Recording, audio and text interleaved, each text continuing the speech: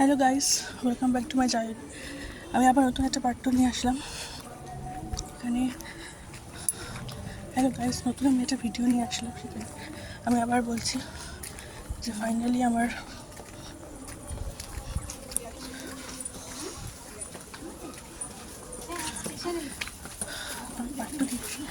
Finally আবার পুজো দেওয়া হয়ে গেছে। আমি এখন বাড়ি ফিরছি। সত্যি পুজো দিয়ে খুব ভালো লাগে। এখানে ঢাকুরিয়া যে কালী মন্দিরটা আছে, Dhakuria is famous for Dhakuria Kalibari. এই জায়গাটা পুজো দিয়েছি বিগত 3-4 মাস ধরে আমি পুজো দিচ্ছি। সত্যি খুব ভালো লাগে। এখানে পুজো দিলে একটা শান্তি হয় সত্যি সত্যি মানে একটা শান্তি আসে। তো সবাই খুব ভালো লাগে এই পুজোটার মধ্যে।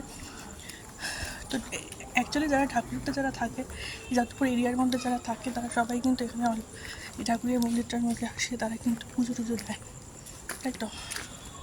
ঢাকুরিয়ার অঞ্চলের মধ্যে যারা থাকে তারা ঢাকুরিয়াতে আসে, তারা কিন্তু অনেক মানে পুজো টুজো দিয়ে থাকে।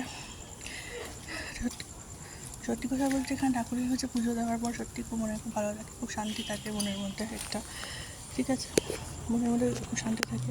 তো যারা ঠাকুরেতে এই এরিয়ার মধ্যে যারা থাকে তারা নিশ্চয়ই পুজো টুজো দেয়, খুব ভালো লাগে, ঠিক আছে। তো যারা করো না তারা করবে, সত্যি খুব ভালো লাগবে, একটা মনের শান্তি থাকবে।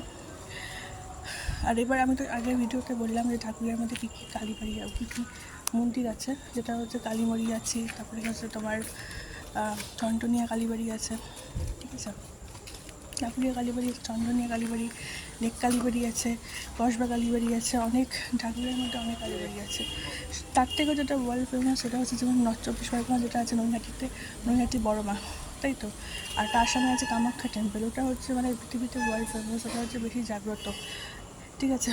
ওয়ার্ল্ড ফেমাস নৈহাটি বড় মা, আর হচ্ছে আসামে যে কামাখ্যা টেম্পল আছে, এগুলো হচ্ছে মানে ওয়ার্ল্ড ফেমাস, ঠিক আছে। ওখানে গিয়ে অনেকেই বলে ভীষণ নাকি জাগ্রত।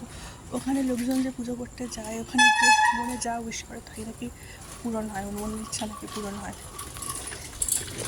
ওখানে যারা যায়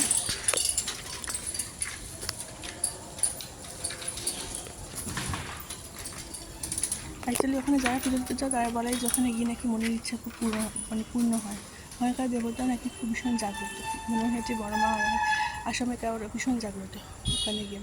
কিন্তু আমার এখন সুযোগ হয়ে ওঠেনি, আমি কিন্তু পরে আবার যাবো, যেদিনকে সুযোগ হবে সেদিনকে যাবো। তো নৈহাটি এখান থেকে, নৈহাটি হচ্ছে নর্থ চব্বিশ পরগনা, এখান থেকে নৈহাটি নর্থ চব্বিশ পরগনা।